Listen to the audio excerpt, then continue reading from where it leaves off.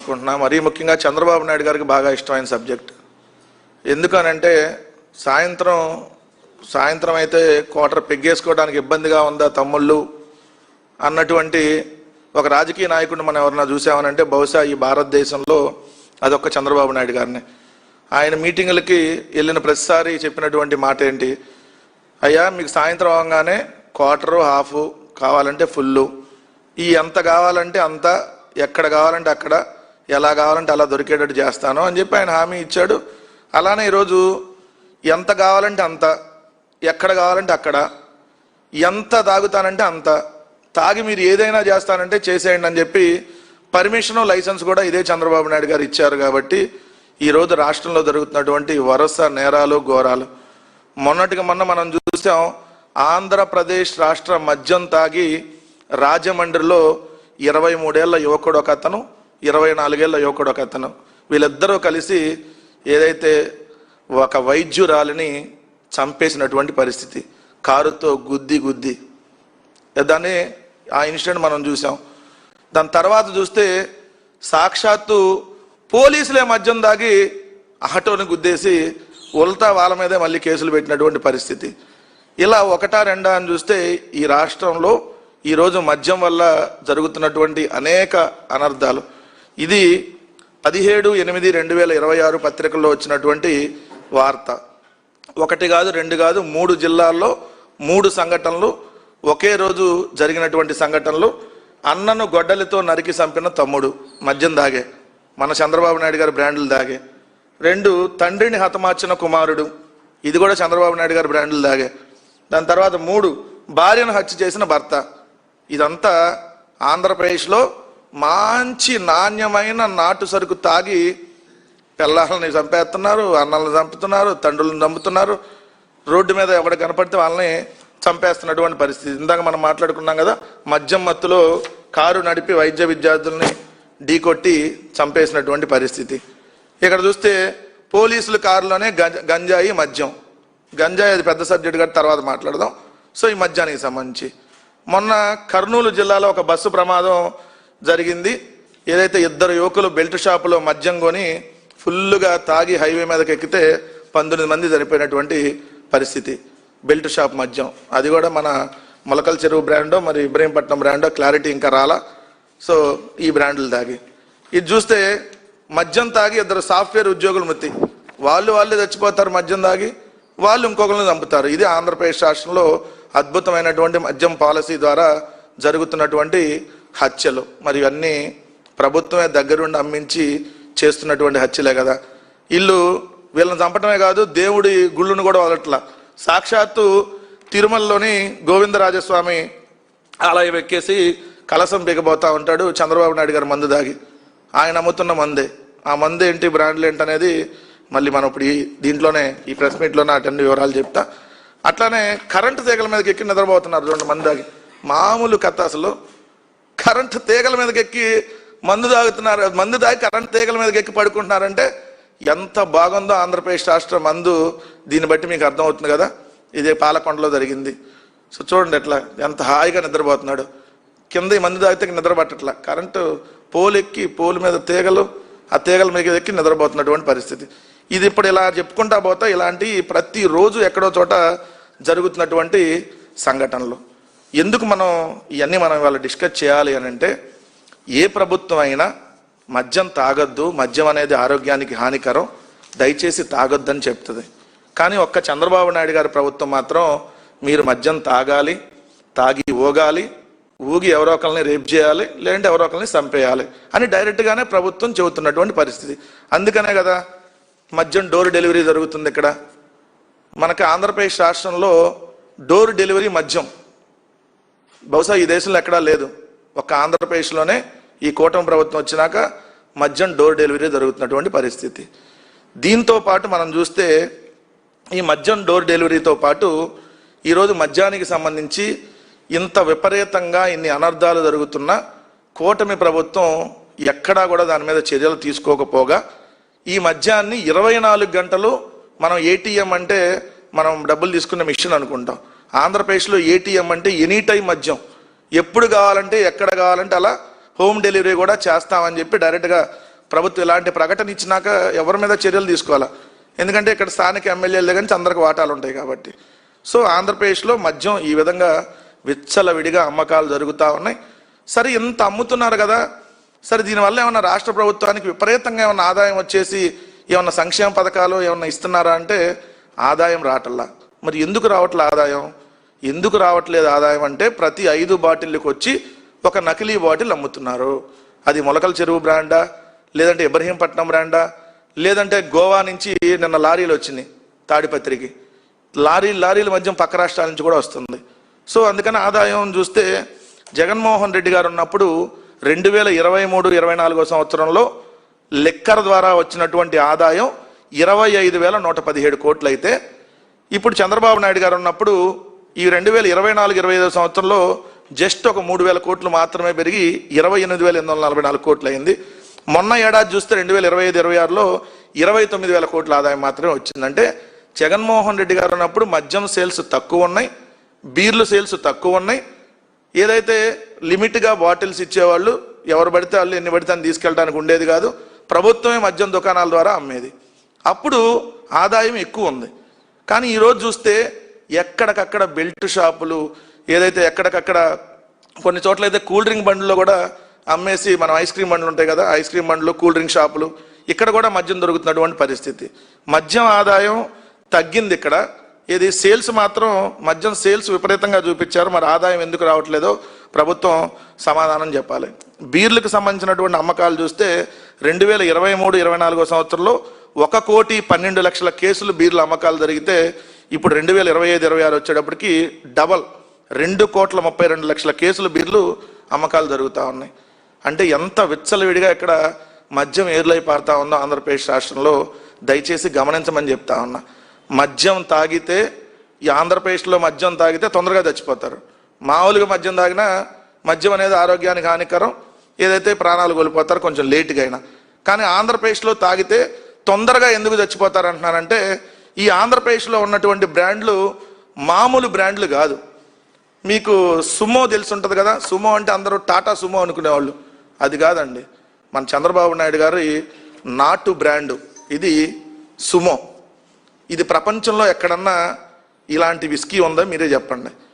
నేను ఇది నిజంగా నాణ్యమైన విస్కీ అయితే తెలుగుదేశం వాళ్ళని ఎవరినైనా వచ్చి ఇది నాణ్యమైన కాదో చెక్ చేయమని అడుగుతా ఉన్నా. ఎందుకంటే ఇది నాణ్యమైన మద్యం కాదని నేను చెప్తున్నా, ప్రజలు చెప్తా ఉన్నారు, ప్రజల ప్రాణాలు పోతున్నాయి. కాబట్టి మీరు ఇది నిజమైన నాణ్యమైన మద్యం అయితే ఒకసారి తెలుగుదేశం వాళ్ళు ఎవరిని వచ్చి దీన్ని చెక్ చేసి నాణ్యమైనదో కాదో చెప్పమని అడుగుతా ఉన్నా. ఇది ఒకటే కాదు, సుమోతో పాటు షార్ట్, వేరే షార్ట్ కాదండి, షార్ట్ విస్కీ. ఇదిగోండి చూడండి, ఇది ఎక్కడా ఉండదు, భారతదేశంలో కాదు ప్రపంచంలోనే ఎక్కడా లేదు. సుమో విస్కీ, షార్ట్ విస్కీ 99 రూపాయలే, జస్ట్ ఒక షార్టే 99. ఇది విస్కీ, ఇది బెంగళూరు విస్కీ. ఇది బెంగళూరులో దొరకదు, కేవలం చంద్రబాబు నాయుడు గారి కూటమి ప్రభుత్వంలో దొరికింది. బెంగళూరు విస్కీతో పాటు బెంగళూరు బ్రాందీ కూడా ఉంది, అది కూడా 99 రూపాయలకే. మన 99 పైసలకు భూములు ఎట్టిస్తున్నామో 99 రూపాయలకి మంచి నాటు సరుకుని దీంట్లో పోసి ఇస్తున్నారు. ఇది బెంగళూరు బ్రాందీ. ఇంకోటి చూస్తే కేరళ మాల్టెడ్ విస్కీ. ఇది కేరళలో కాదు, ఆంధ్రప్రదేశ్లో తప్ప ఈ దేశంలో ఎక్కడా దొరకదు, కేరళలో అసలు దొరకదు. దీని పేరు కేరళ మాల్టెడ్ విస్కీ. దీంతో పాటు 99 రూపాయలు బ్రాందీ 99, దాని పేరే బ్రాందీ 99, ఇంకే పేర్లు దొరకలేదు కదా, బ్రాందీ 99, ఇది 99 రూపాయలకి.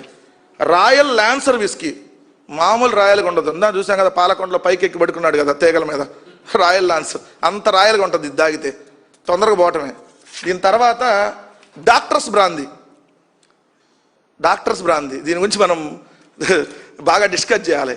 జగన్మోహన్ రెడ్డి గారు ముఖ్యమంత్రిగా ఉన్నప్పుడు గ్రామాన విలేజ్ క్లినిక్స్ని పెట్టి ఇంటింటికి ఫ్యామిలీ డాక్టర్ని పంపిస్తే చంద్రబాబు నాయుడు గారు ఆ ఫ్యామిలీ డాక్టర్ని తీసేసి డాక్టర్స్ బ్రాందీని అమ్ముతున్నాడు. డైరెక్ట్గా కొనుక్కొని తాగండి, ఆ డాక్టర్లు పంపితే మళ్ళీ మెడిసిన్, ఇంజక్షన్లు ఇవన్నీ ఖర్చు, డైరెక్ట్గా ఒక టేస్ట్ చాలు, ఇది తొందరగా పోతాం అని చెప్పి డాక్టర్స్ బ్రాందీ అంట.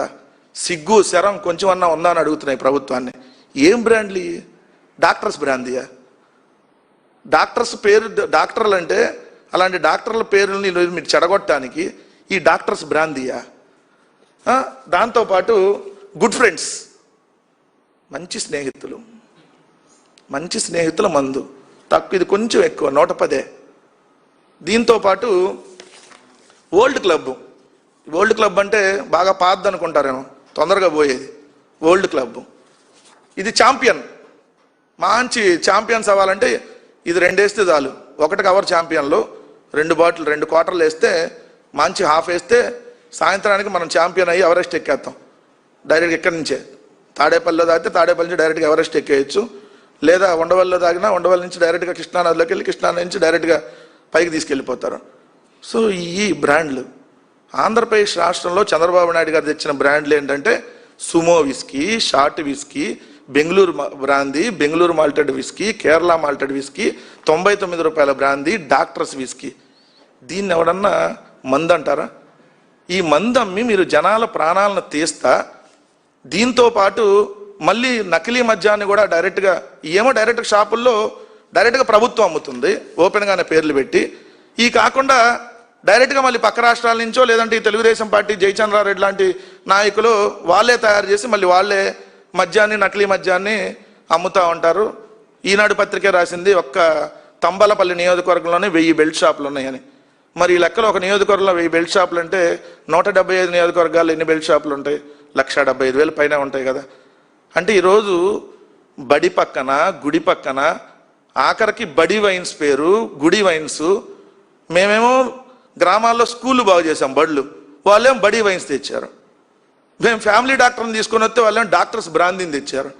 మేమేమో గ్రామాన సచివాలయాలు, రైతు భరోసా కేంద్రాలు, హెల్త్ క్లినిక్లు, డిజిటల్ లైబ్రరీలు కడితే వాళ్ళేమో గ్రామాన బడి వైన్స్, గుడి వైన్స్, కూటమి wines, Amaravati wines, Chandranna wines, Lokesh Babu wines, Pawan అన్న వైన్స్. ఇది వాళ్ళు తెచ్చింది 2 సంవత్సరాల్లో. ఏం బ్రాండ్లు అంటే మేము తెచ్చిన బ్రాండ్ అదైతే వాళ్ళు తెచ్చిన బ్రాండు ఇది. మరి దయచేసి ఒకటే చెప్తా ఉన్నా, ఈ మద్యాన్ని తాగొద్దు, తాగితే తొందరగా పోతారు. ఎంతకంటే క్లారిటీగా మీకు అర్థం అవిద్దని అనుకుంటున్నా. ఎందుకంటే ఈ బ్రాండ్లు చూస్తేనే మీకు అర్థం అవుతుంది కదా. సుమో విస్కీ, షార్ట్ విస్కీ అంటే చంద్రబాబు నాయుడు గారు ఆంధ్రప్రదేశ్ రాష్ట్ర ప్రజల ప్రాణాలను తీయటం కోసం 99 రూపాయలకే మీకు లిక్కర్ ఇస్తున్నామని చెప్పి దీన్ని ఏదైతే కల్తీ మందుని దీంట్లో అమ్ముతా ఉన్నారు. దయచేసి ఇది తాగొద్దని చెప్పి చెప్తా ఉన్నాం ప్రజలకి. సో మద్యం తాగితే, మరీ ముఖ్యంగా చంద్రబాబు నాయుడు గారు అమ్మే మద్యం తాగితే తొందరగా ఏదైతే ప్రాణాలు కోల్పోతారనేది మాత్రం స్పష్టంగా తెలియజేస్తా ఉన్నాం.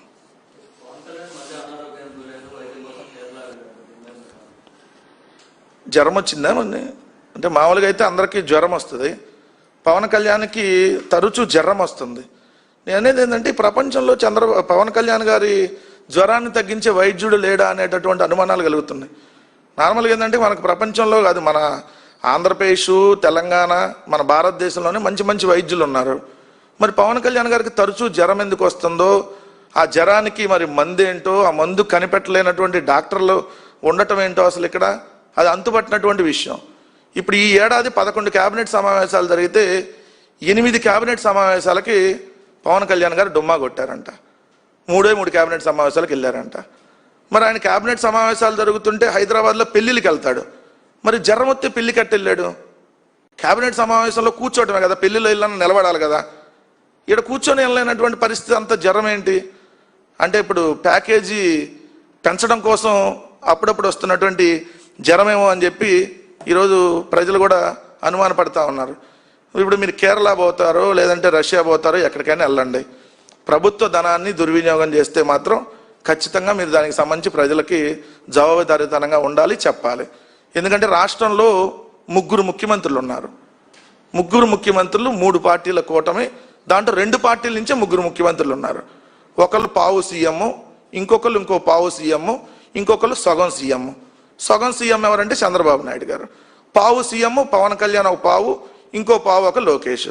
వీళ్ళకి 3 స్పెషల్ హెలికాప్టర్లు, వీళ్ళకి మళ్ళీ 3 స్పెషల్ ఫ్లైట్స్, 3 స్పెషల్ కాన్వాయ్లు, మళ్ళీ 3 స్పెషల్ ఆఫీసులు. ఎక్కితే హెలికాప్టర్, దిగంగానే మళ్ళీ విమానం. వీళ్ళ పని 3 పువ్వులు 6 కాయలుగా ఉంది.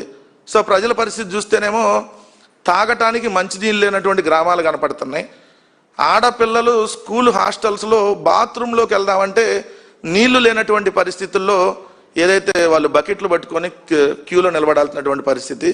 కానీ వీళ్ళేమో స్పెషల్ ఫ్లైట్లు, 20 రోజులు విహారయాత్ర అంటాడు, ఒక ఆయనేమో విదేశీ యాత్ర అంటాడు, ఒక ఆయన చెప్పి వెళ్తాడు, ఇంకో ఆయన చెప్పకుండా వెళ్తాడు. మరి జ్వరం ఏందో, ఆయన క్యాబినెట్ మీటింగ్లకు రాపోవటం ఏందో. క్యాబినెట్ మీటింగ్కి రాలేదు, నేను అసెంబ్లీలు కూడా రాలేదు కదా, 4 రోజులు అసెంబ్లీ సమావేశాలు జరిగినాయి. మరి వాళ్ళ జనసేన ఎమ్మెల్యేలతో మీటింగ్కి ఎందుకు జ్వరం రాలే అప్పుడు? సో ఓన్లీ జ్వరం చంద్రబాబు నాయుడు గారి దగ్గర డబ్బులు ఎక్కువ తీసుకునే జ్వరమా, ఇంకేదన్నా జ్వరం వచ్చిందో ఏదైతే పవన్ కళ్యాణ్ గారు దానికి సమాధానం చెప్పాలి.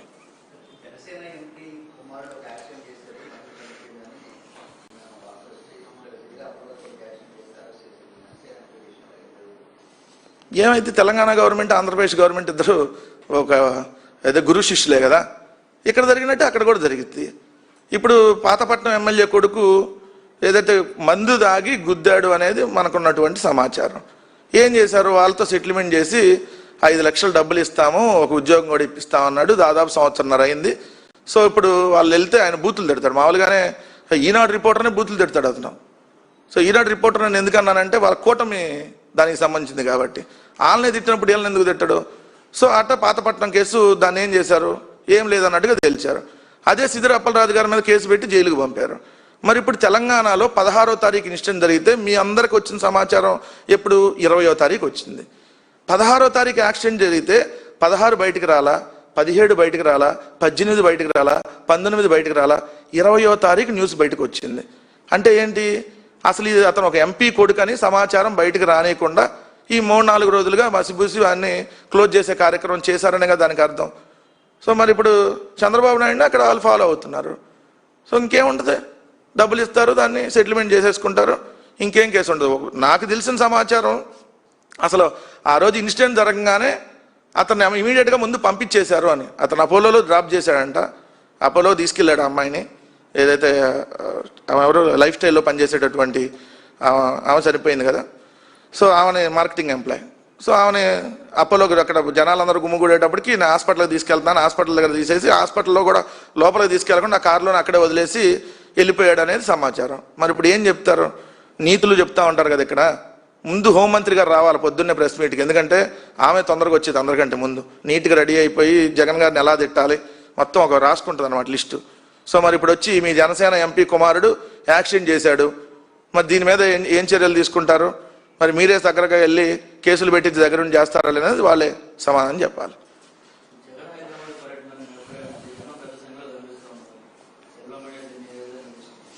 వస్తారు ఇప్పుడు మన అంతా 3:30 అవుతుంది కదా, సాయంత్రం 7ంటికి ఎక్కుతారు కదా. ఇద్దరు 2 ఛానల్స్లో కూర్చొని సాయంత్రం ఎక్కి ఇక్కడి నుంచి 10,000 మందిని ముందే మోహరించేశారు. రోహింగ్యాలు వచ్చారు, బంగ్లాదేశాలు వచ్చారు, లేదంటే సంఘ విద్రోహ శక్తులు వచ్చారు. ఈ అరాచకం ఏంటి, ఈ రప్పా ఏంటి, హైదరాబాద్లో కూడా ఈ సంస్కృతిని తీసుకొని వచ్చేస్తున్నారా, అసలు ఈ జనాలను ఎందుకు మొబిలైజ్ చేస్తున్నారు, జగన్ వస్తే జనం వస్తాడని అందరికీ చెప్పడానికి చేస్తున్నారా? సాయంత్రం మీరు కామెడీ షో చూస్తారు, ఇంకా నేను చెప్పటం దేనికి. సో జగన్ గారు ఎక్కడికి వెళ్ళినా జనం వస్తారనేది వాస్తవం. ఎందుకంటే మీరు చూశారు, జగన్ అనేటటువంటి దాన్ని ఎవరు విడదీయలేరు అనేది వాస్తవం. ఎందుకంటే మేము ప్రభుత్వంలో నుంచి మేము దిగిపోయిన తర్వాత కేవలం మాకు 11 సీట్లు ఇచ్చిన తర్వాత మొట్టమొదటి నెలల్లోనే వినుకొండలో రషీద్ అనేటటువంటి యువకుడిని నరికి చంపితే ఆ రోజు ఇక్కడి నుంచి వినుకొండ వెళ్ళటానికి దాదాపు 6-7 గంటలు పట్టినటువంటి పరిస్థితి మీరే చూస్తారు. దారి పడున్న జనం ఏది అప్పటికే వైఎస్ఆర్ కాంగ్రెస్ పార్టీ అంటే ఇల్లు బగలగొడుతున్నారు, ఆస్తులు ధ్వంసం చేస్తున్నారు, మనుషులు ప్రాణాలు తీస్తున్నారు, కేసులు పెడుతున్నారు, ఇన్ని చేస్తున్నా మొట్టమొదటి నెలలో చూశారు జగన్ గారి కోసం జనాలు ఎలా వచ్చారు. ఇప్పుడు ఆల్రెడీ 2 ఏళ్ళు దాటిపోయింది ప్రభుత్వం ఏర్పడి, ఈ ప్రభుత్వం ఏర్పడి. సో ఈ ప్రభుత్వం మీద ఎంత వ్యతిరేకత ఉందనేది స్పష్టంగా తెలుస్తూ ఉంది. మళ్ళీ జగనే ముఖ్యమంత్రి కావాలని చెప్పి ఈరోజు ప్రపంచవ్యాప్తంగా ఉన్నటువంటి తెలుగు వాళ్ళు కోరుకుంటా ఉన్నారు, ఆంధ్రప్రదేశ్ రాష్ట్రానికి మళ్ళీ జగన్ గారి ముఖ్యమంత్రిగా రావాలని. అందుకని ఆయనకు మద్దతు తెలపడానికి ఏదైతే హైదరాబాద్ వెళ్ళినా లేదంటే మీరు ఇంకో చోటకి వెళ్ళినా ఎక్కడికి వెళ్ళినా జనం పెద్ద ఎత్తున వస్తున్నారంటే కారణం అదే. సో ఒకటైతే క్లియర్గా చెప్పదలుచుకున్నా, మీ ఏడుపులే మాకు శ్రీరామ రక్ష. ఆ ఎల్లో మీడియా ఏడుపులు అలానే ఉండాలి, మాకు జనాల ఆశీర్వాదాలు కూడా అలానే ఉండాలి. సో అందుకనే మమ్మల్ని చూసి ఆడవకండ్రా అని ఈసారి ప్లకార్డులు పెడతాం. పద్దాలు రప్పా అంటే ఫీల్ అవుతున్నారు కాబట్టి, అరే జగన్ గారిని చూసి ఆడవకండ్రా, మీ ఏడుపులే మాకు శ్రీరామ రక్ష, ఇట్లాంటి ఏమైనా ప్లకార్డులు పెడతాం. కొద్దిగా మీ పేపర్లో ప్రకటిస్తే లేకపోతే సాయంత్రం మీకు డిస్ప్లేలో టీవీలో అయితే, సో అట్టన్నా కొంచెం మీ ఈగో ఏమన్నా తగ్గిద్దేమో చూద్దాం.